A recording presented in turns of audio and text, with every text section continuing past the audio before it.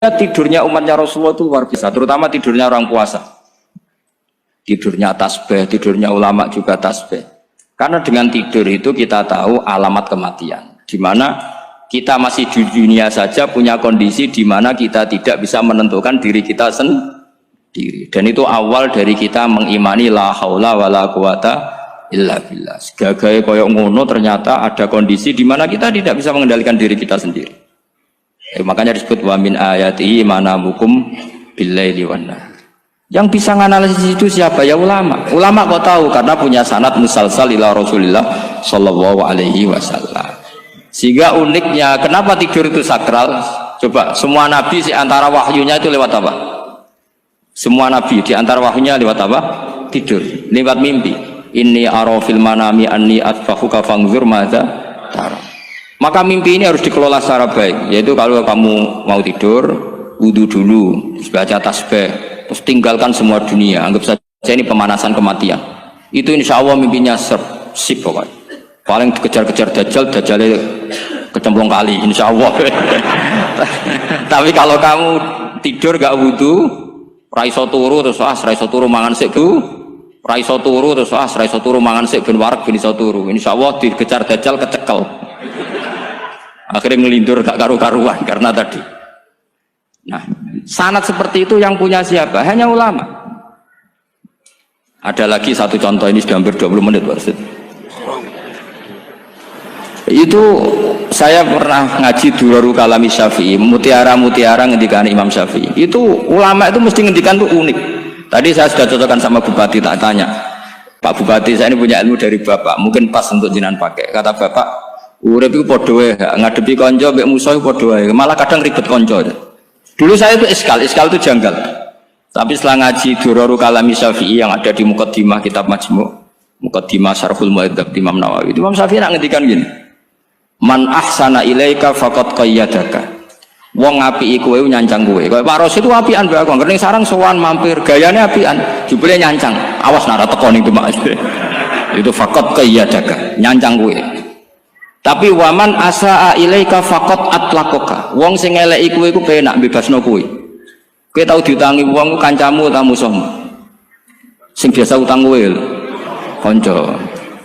Kowe numpak mobil ketemu musuh enak ra usah nawani, nek ketemu kanca monggo bareng. Sing ngel-ngelo kowe kanca ta musuh? Artinya gini, kanca ya barokah, nggo perjuangan, musuh ya barokah mergo ora tau utang. Jadi segampang itu ulama melihat kehidupan itu. Man ahsana ilaika faqad qayyadaka wa man asaa ilaika faqad atlaqaka. Jadi akhirnya kita hidup itu berkah terus. Di kanca ya enak kados kula di kanca Gus Zafur nak kula mboten saged fikih musyawarah, ra iso tasawuf musyawarah. Di kanca Pak Rosid, kanca rai sederhana. Pokoknya duwe. Tadi kurang contoh. Kalau rai Arab kan enggak sederhana, Pak. Wajahnya mewah terus.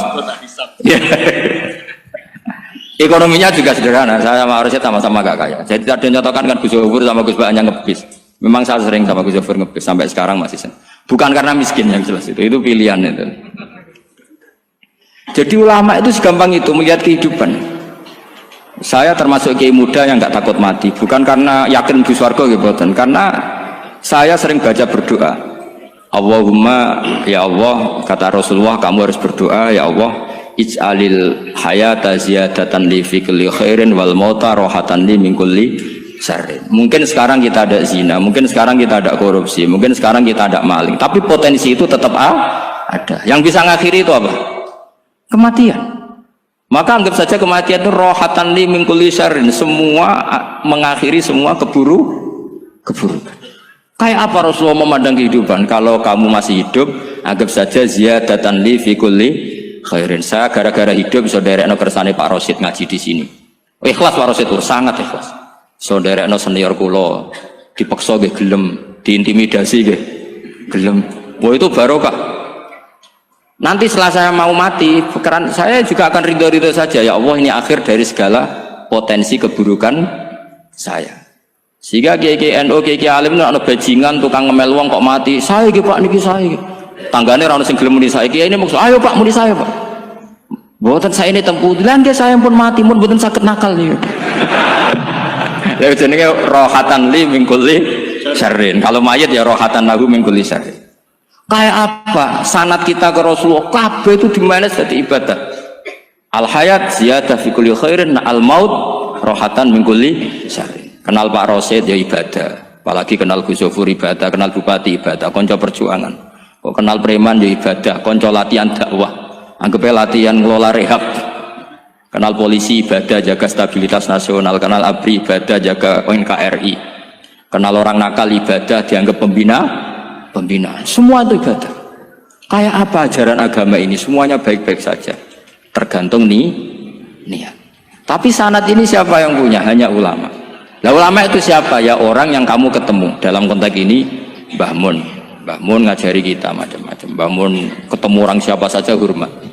Saya kemarin bikin makalah untuk beliau, termasuk saya cerita dari riwayat Rasul Aqli Ba'dal Iman Billah At-Tawaddud ilan nas wastina'ul ma'ruf ila kulli barrin wa fajirin.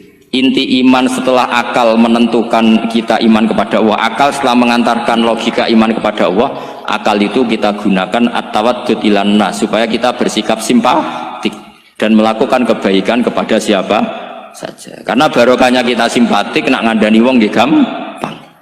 Misalnya kita di kiai alim sundul langit sampean mbek tangga modit ketemu wong perengut sing ape ngandel iku sapa? Sementara sing preman ayo ngopi nggonku sik tenang ae. Sing kiai ini orang pegawean gak ada kopi kowe. Akhirnya sing preman sakhok di pengaruh, sing kiai ini bakhil gak duwe pengaruh. Itu tidak boleh kejadian seperti itu. Makanya ada riwayat wastina'ul ma'ruf ila kulli barrin wa fajirin. Terus kula suwun sanad-sanad seperti itu tidak boleh hilang. Saya itu kitabnya Bangun Al-Ulama Al-Mujaddidin itu setengah hafal. Sampai sekarang masih tak baca. Kalau mau tidur tak baca. Bahkan di tas saya itu ada terus. Ya karena kalau saya di Jogja kangen Bangun baca itu ketika beliau masih sugeng, apalagi sekarang. Karena jangan sampai saya ini punya fatwa yang mukhalif terhadap fatwanya Mbah Mun. Ini terutama warning sama santri sarang, nggak boleh. Terakhir itu Mbah Mun punya kecenderungan, punya pikiran kayak Yusuf Qaradawi. Ya potensi wajibnya zakat khodrowat fawakih. Ngendikan gini, sama sih ingat ketika ngaji sama Gus Zofur Pak Rosid kalau Mbah Mun guyon. Wong desa iku wis melarat gegere nganti kaya akeh wae. Mbah Mun nyontokno gegere macul nganti kaya akeh gara-gara sing ditandur pari wajib zakat. Wong Sulawesi nandure kakao cengkeh. Zaman iku cengkeh Jaya. Berhubung ora akut gak wajib zakat. Padahal kaya raya. Jadi fenomena itu sering diutarakan beliau. Lama-lama beliau ngarang di Al-Ulama Al-Mujaddidun. Beliau mengutip pendapat Ibnu Katsir, tentu di era modern kayak Yusuf Qaradawi. Sebenarnya Yusuf Qaradawi sendiri bukan mujtahid, dia yang muqallid juga.